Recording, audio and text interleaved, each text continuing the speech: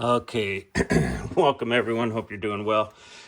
John, this video is for you. Well, actually, it's for everyone, but um, you are the one that requested.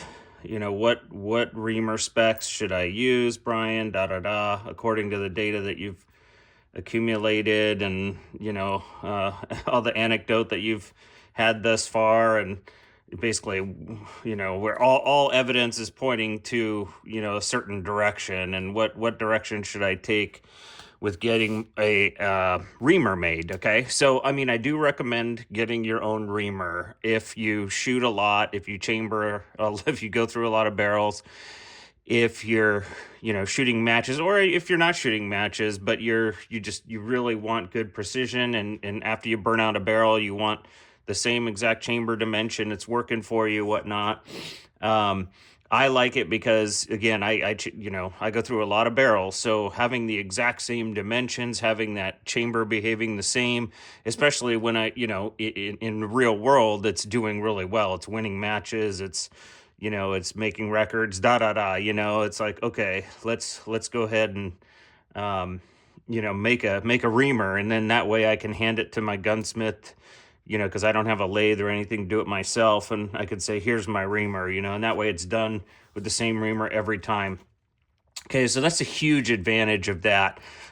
So anyway, after doing the Secret Life of Brass testing, after getting different reamers for my different brass pieces, shooting them over the course of entire seasons, and seeing what was happening, and just experiencing great improvements in certain things, like having no clickers and other things that I would normally get at some point in the season when the brass is pretty beat up and whatnot, and not getting those, when I switched my reamer spec or I changed the reamer spec. All this stuff, all this information, all this data has gone into this particular recommendation. Also, information on testing free bore diameters, those what are called tight free bores.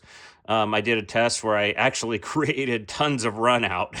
I mean, I took a Hornady tool that actually creates the run out. It's actually a tool that was designed to lessen run out, but I looked at it and I said, well, actually, I could use this to create run out, because it just kind of pushed the bullet to the side.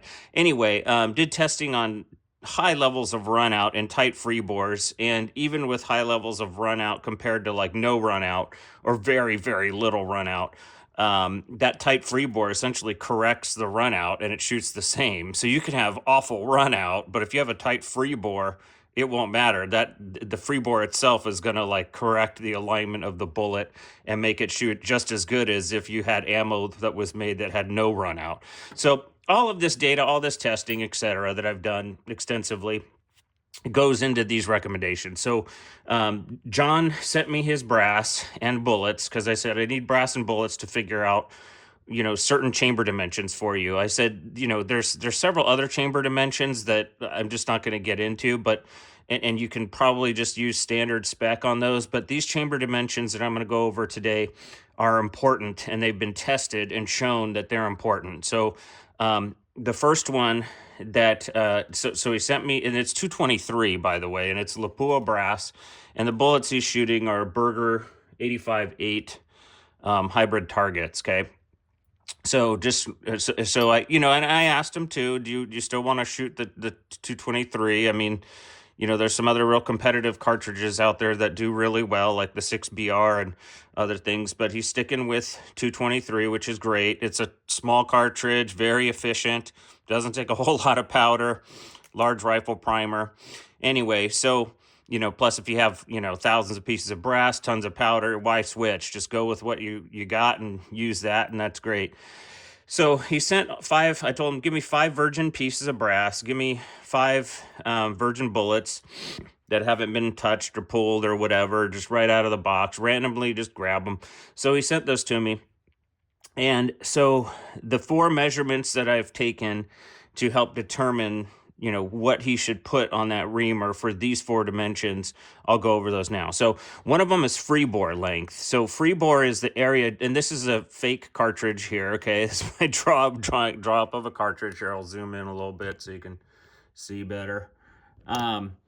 And just ahead of where the neck ends on your brass is called the free bore, and that's sort of where, if your bullet is seated into the neck, that's where it's kind of free to vary until, right in front of the free bore is where it makes touching with the rifling, okay?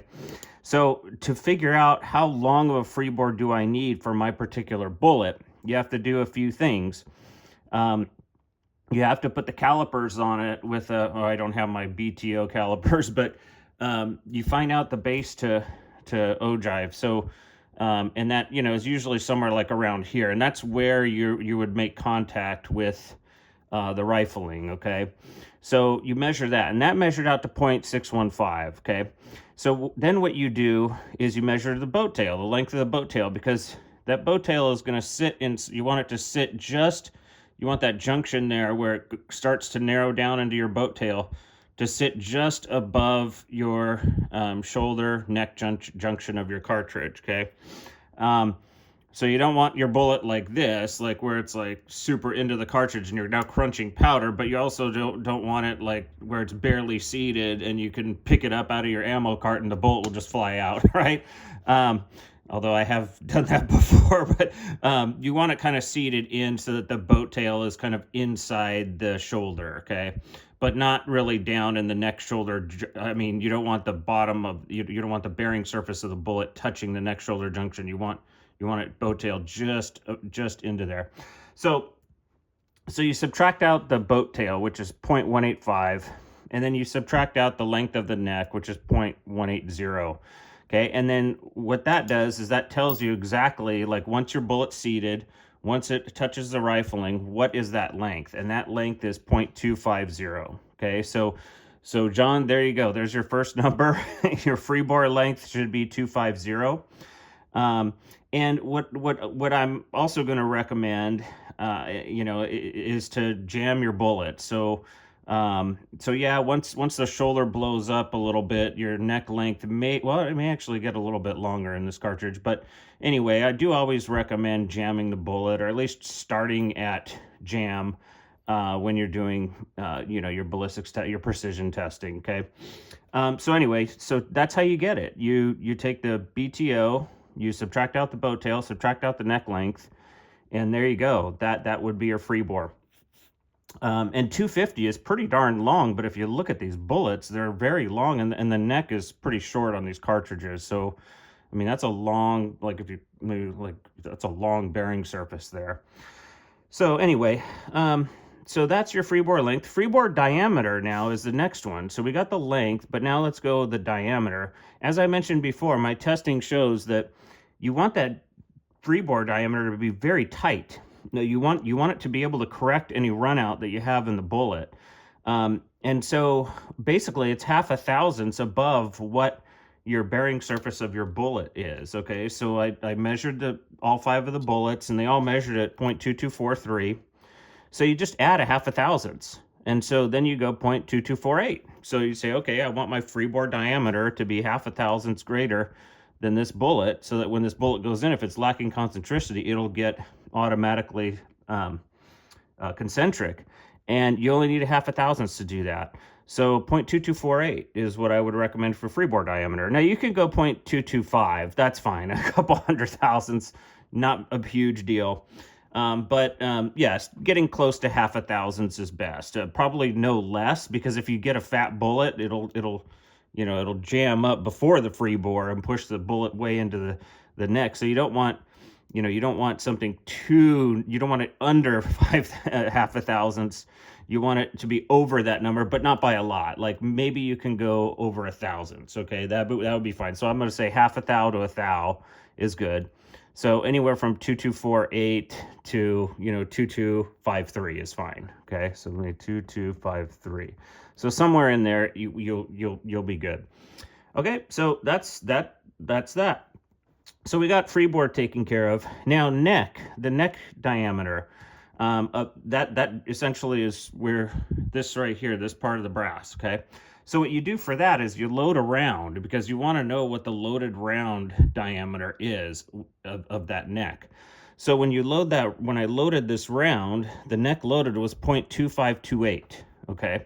So I went in, I seeded all of these, and they all pretty much came out to about 2528. I do recommend just kind of doing what's called a clean neck turn, where, you know, some of these necks aren't perfect. The Lapua brass is pretty darn good, high quality, but like sometimes that neck thickness is a little bit vary. So I usually, what I do is I set it about a half a thousandths from, you know, what diameter I'm measuring here for the neck thickness, and just go in with a neck turning tool at half a thousand. That kind of cleans it out. You get these tiny little shavings, not a lot at all if your brass is high quality.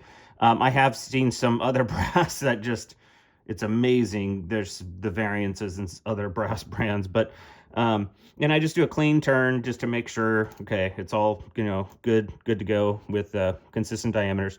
So for this one, you just take that number of the loaded round neck diameter and add 4 thousandths.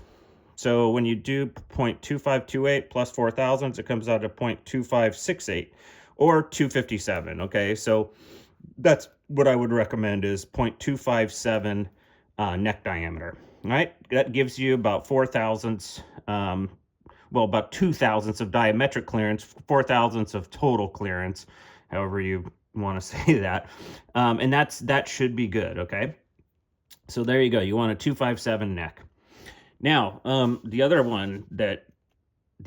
metric that is very important is the 200 datum line. Once again, I've studied this extensively, collected a lot of data, and trust me, I have a lot of people that like do not believe my data. They just, for whatever reason, of course, they don't have data themselves to even say otherwise or to compare to mine, but they just don't want to believe it, and that's fine. I mean, if you're in that camp, that's okay. It's okay. But what my data has shown me, in all of my anecdote after I started translating that data into the real world and actually made reamers specifically for particular brass brands, for 6PPC, what I found was you don't want that 200 datum line. That's down here on the case, you know, right down here. Okay, and that, what that does is that area expands. Lots of pressure gets pushed through the cartridge, and that area will expand a little bit on firing. What I found in my data was if your chamber dimensions are really wide in that area, the brass expands more, and you have to size it more. But what happens is they end up being clickers after several firings. Okay. And again, not only my testing, but all of my anecdote shows this too. In fact, just this past year, after the last 600-yard match that I did, my brass started getting really clicky, and I looked at the dimensions on the reamer for the 6BRA, and it was, you know, several thousandths above what I would have put it at. And I was like, well, there you go, more clickers, because that 200 datum line diameter of the chamber is way too wide, and my brass is just expanding like hell, and I'm sizing it a lot. So I don't know, it must weaken the brass. I'm not sure. But either way, what I did is then I made reamer for particular brass that only had 1.8 thousandths. Okay, so I made it so that the diameter closed in, and the brass wasn't able to expand all that much. And so when I sized it, I didn't size it that much either. And after shooting a season with that, and, you know, winning a lot of matches, having 0 clickers after 40 something firings, I certainly became a big believer, especially with having data on it. So anyway, so that area there, what I did is I simply measured the 200 datum line on all 5 pieces. Okay, and then I took all of those 5 measurements, and I actually used the measurement that was the highest number. Now they were very consistent. I think 3 out of the 5 were exactly the same.